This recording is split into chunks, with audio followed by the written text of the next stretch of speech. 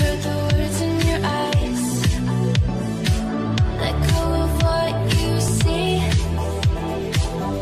Listen as it tells you of the plea. Hello les filles! C'est la première fois qu'une de vos amies vous nomme en tant que témoin de mariage et le stress s'empare de vous à l'idée de lui préparer son EVJF? Eh bien, pas de souci.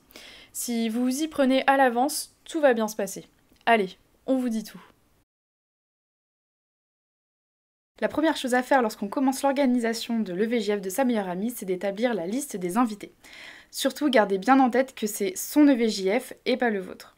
Ce ne sont donc pas vos affinités qu'il faudra prendre en compte, mais bel et bien les siennes. Étant sa meilleure amie, vous êtes la personne la plus adaptée pour savoir les personnes qui lui sont les plus proches. Commencez donc la liste par les personnes les plus évidentes. Mais surtout, ne vous arrêtez pas là. Il y a certainement 2 ou 3 personnes auxquelles vous n'aurez pas pensé que la future mariée aimerait avoir le jour de son EVJF. Comme par exemple une collègue de travail ou une cousine éloignée. Pour cela, je vous conseille vivement de consulter le futur époux qui saura à coup sûr vous aiguiller sur les personnes qui devront être présentes. Mais avant d'envoyer les invitations, il va falloir penser à la date de l'EVJF.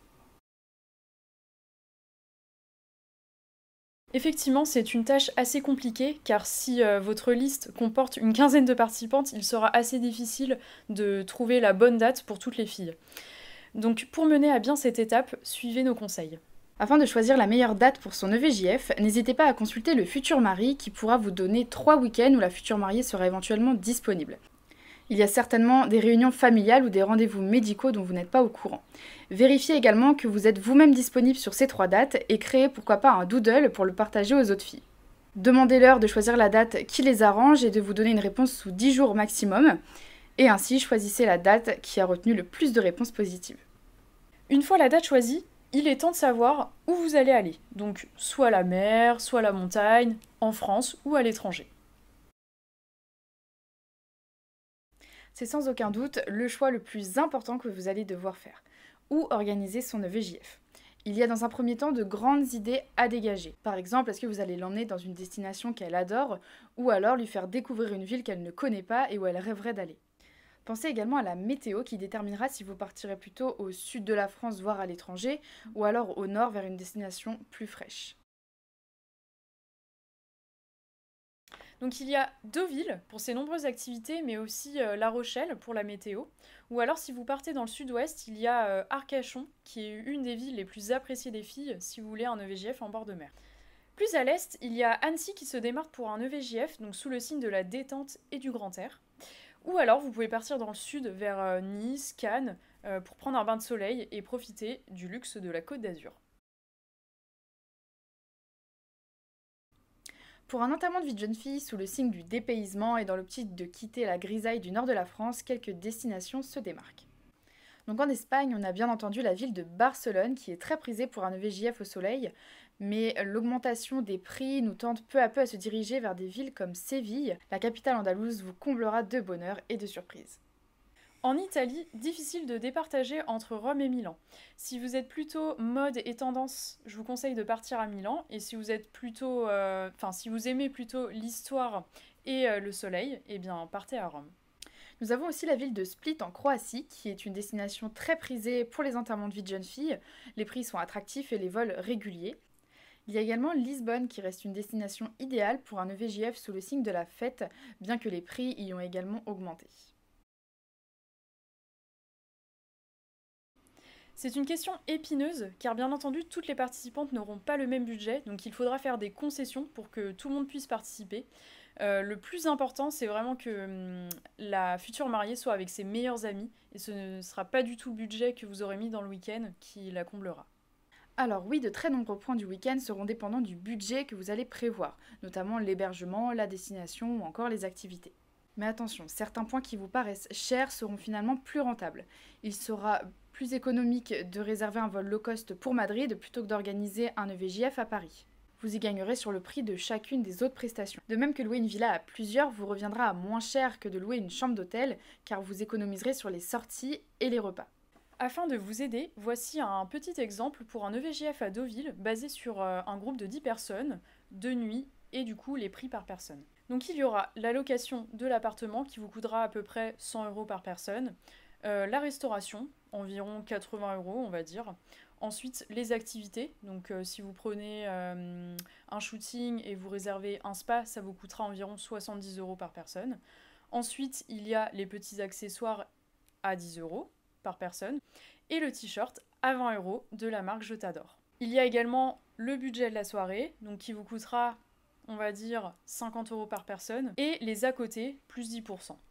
Et bien entendu, il faut penser à prendre la part de la mariée qui sera divisée par le nombre de participantes. Et pour le trajet, ça vous coûtera environ 60 € par personne aller-retour si vous prenez le train depuis Paris, soit un budget d'environ 400 € par personne pour 3 jours.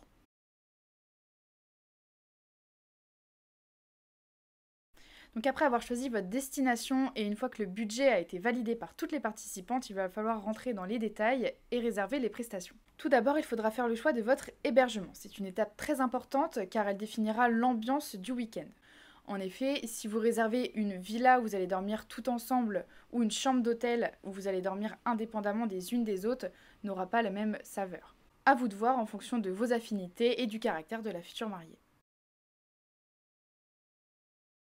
L'auberge de jeunesse, c'est vraiment la solution la plus économique qu'il soit, puisque des fois vous pouvez réserver des auberges de jeunesse à 15 € par personne, mais par contre, à ce prix-là, on oublie l'intimité. Parfois, vous pouvez vous retrouver à 15 dans la même chambre, donc vous allez devoir partager même des toilettes, les douches, donc voilà, je pense que cette solution va plutôt pour un EVG.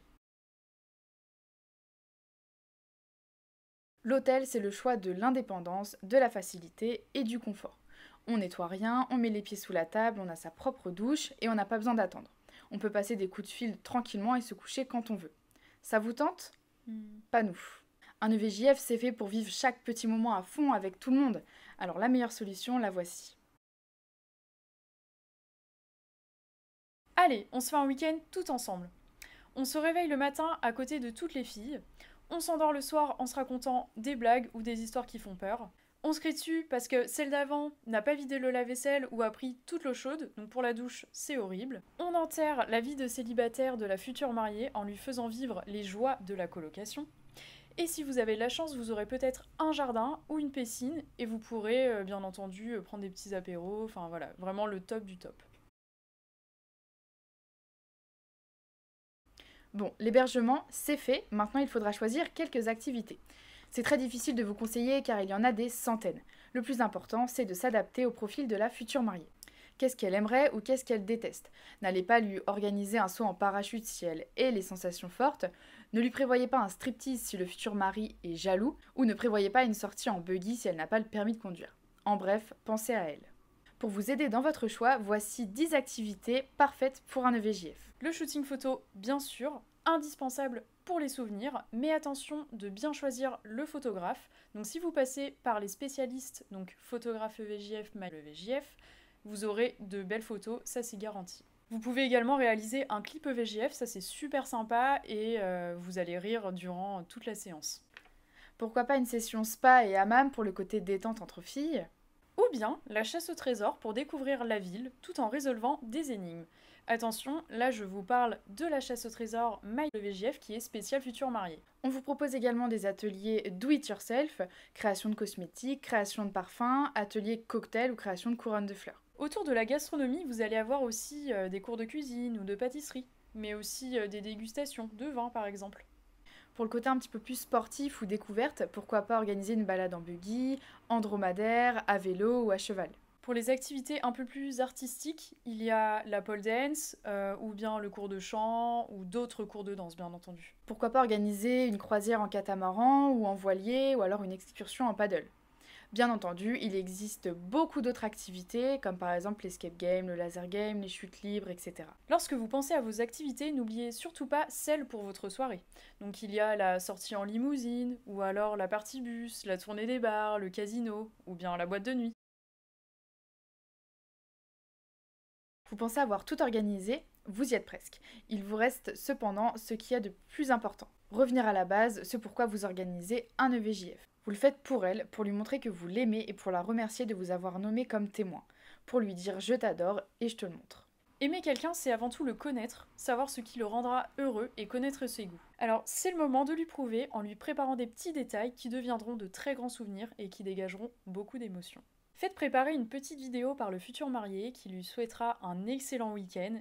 Et bien entendu, montrez-lui dès le premier soir, comme ça elle vivra un excellent week-end, elle sera détendue et heureuse. Ou bien demandez à toutes les participantes de lui écrire une lettre, préparez une boîte dans laquelle vous allez mettre toutes ces lettres, et offrez-lui en lui disant qu'elle n'a le droit d'ouvrir cette boîte uniquement le lendemain de son mariage. Offrez-lui un joli cadeau, simple mais beau. Un très joli t-shirt de la marque Je t'adore, où il y a écrit La mariée, c'est brodé en rouge, c'est très joli. Pensez à des petits gages qui animeront votre week-end. Attention, pas de striptease, que du sentimental et du fun. Pour 1 € chacune, achetez le lot de cartes de gage de MyVJF.